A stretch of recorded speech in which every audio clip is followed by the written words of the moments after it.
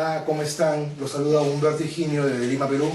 Y bueno, hoy en día, en esta sección Hágalo usted mismo, aprenderemos los conceptos básicos y fundamentos, sobre todo teóricos, de lo que es la corriente eléctrica. Cómo ésta se genera, cómo es que los electrones circulan a través de un conductor, en este caso un conductor de cobre, qué es una resistencia, qué es un voltaje.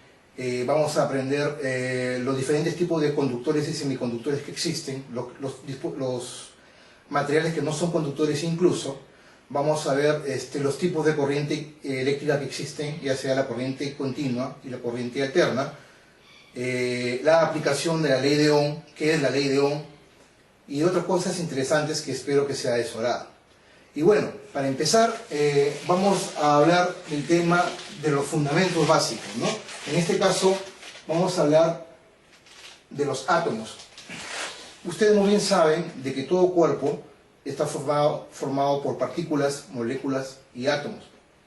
Todo cuerpo, estamos hablando ya sea un cuerpo humano o cualquier material que existe sobre la Tierra, ¿no? Entonces, al tener átomos, los cuerpos, nosotros sabemos que un átomo, que es la representación que tenemos acá, sobre un conductor de cobre, acá tenemos un conductor de cobre, y esta es la representación de un cable con sus átomos correspondientes, ¿no? Obviamente dentro de un conductor de cobre existen varios átomos. Aquí solamente he diagramado en una fila consecutiva los átomos solamente para efectos teóricos y que ustedes lo puedan entender.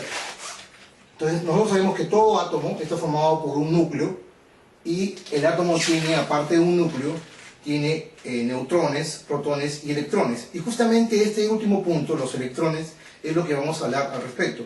Porque básicamente la electrónica y la electricidad se basa en el estudio de los electrones, en el flujo de electrones y sus aplicaciones. De ahí el nombre de electrónica, viene de electrones.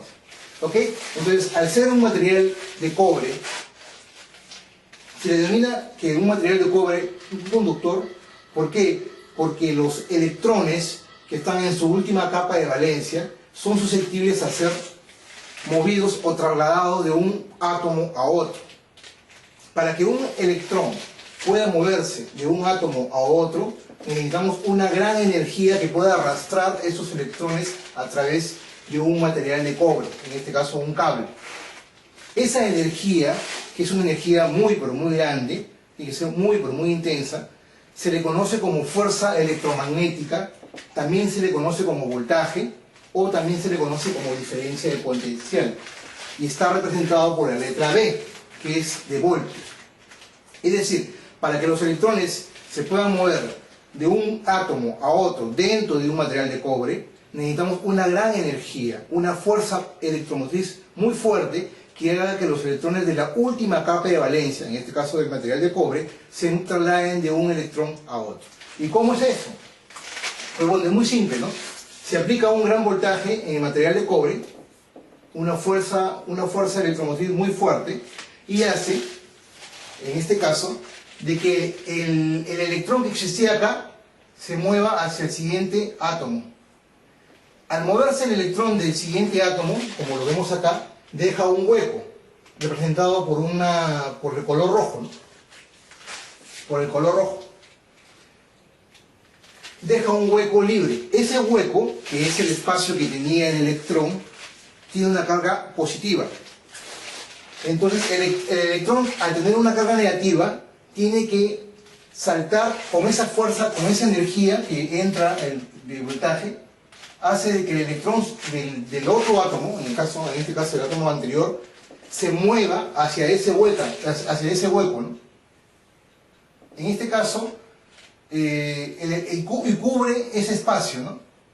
Entonces el electrón está acá, y el electrón que había acá dejó un hueco, representado en rojo. Asimismo, el electrón del otro átomo hace lo mismo, salta de su átomo hacia este hueco para llenarlo, ¿no? Lo llena y queda un hueco libre acá, ¿no? Ya no existe un electrón. Y así, ¿no? Es decir, el flujo, sucede lo mismo acá, La corriente eléctrica no es más que el flujo de electrones de átomo en átomo, dentro de un material, en este caso un material conductor, ¿no? Es decir, el electrón se mueve para llenar el hueco del espacio dejado por el electrón de la capa anterior, ¿no? Este electrón se mueve, salta por la gran energía electromotriz que existe, en este caso el voltaje, y deja un hueco. Al moverse deja un hueco que tiene que ser llenado por el otro electrón del otro átomo. A este flujo constante de electrones, ¿no? A este al moverse deja un hueco. A este flujo constante de electrones de un átomo a átomo se le conoce como corriente eléctrica. En otras palabras, la corriente eléctrica es el flujo de electrones de un punto hacia otro punto dentro de un material conductor. Esa es la definición de una corriente eléctrica. Entonces, acá hay algo rescatable que podemos entender, ¿no? Que los electrones se mueven de un lugar a otro en un solo sentido. Aquí nos damos cuenta de que el electrón se está moviendo, en este caso, para la representación que estamos haciendo, de izquierda a derecha, ¿no? Se está moviendo. Mientras que los huecos, el hueco que estaba acá, ahora ya no está acá, sino está acá. Los huecos, o holes, representados con una H, los holes en inglés, los huecos, se mueven de derecha a izquierda. Es decir, los electrones se mueven en ese sentido, mientras que los huecos se mueven en el otro sentido. Esto es muy importante entenderlo, pero cuando vayamos a la parte ya teórica de cómo es la representación diagramática de un circuito, hay dos tipos de definiciones de corriente, ¿no? Lo que se conoce como corriente convencional y lo que se conoce como corriente eléctrica en sí, ¿no? Entonces, habiendo entendido cómo es que los electrones se mueven dentro de los átomos en su última capa de valencia, podemos llegar a saber o a entender que existen diversos materiales, ¿no? En este caso los conductores. Los conductores son aquellos materiales que son fáciles de conducir la corriente eléctrica, es decir, que tienen poca resistencia a la corriente eléctrica. Un buen conductor, por ejemplo, es el cobre. En este caso sabemos pues que los cables de corriente eléctrica están fabricados de cobre. El agua es un otro buen conductor, es decir, hay que tener mucho cuidado con el agua. Nosotros no podemos tocar una toma de corriente eléctrica estando con las manos mojadas o el piso mojado y tocar un punto de corriente eléctrica, porque nos podemos electrocutar. ¿Por qué? Porque el agua es un extraordinario conductor. La plata, el material la plata, el oro, se dice que el oro es un extraordinario conductor.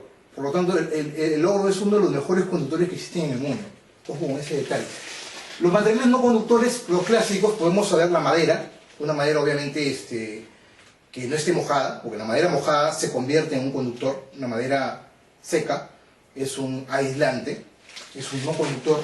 El plástico es otro material que no es conductor, pero sin embargo el plástico por frotación genera cargas electrostáticas que a la larga puede dañar los dispositivos electrónicos, ¿no? Pero bueno, estamos hablando de los no conductores.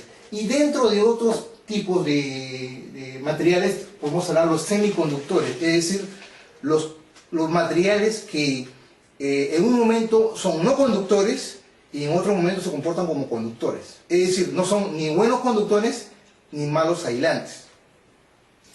Materiales de este tipo, y muy importantes, son el silicio y el germanio. ¿Y por qué muy importantes? Porque justamente la electrónica moderna, en este caso de los años 90, ahora al 2011, utiliza justamente los semiconductores en los dispositivos electrónicos, llámese los transistores, los circuitos integrados, los TIC.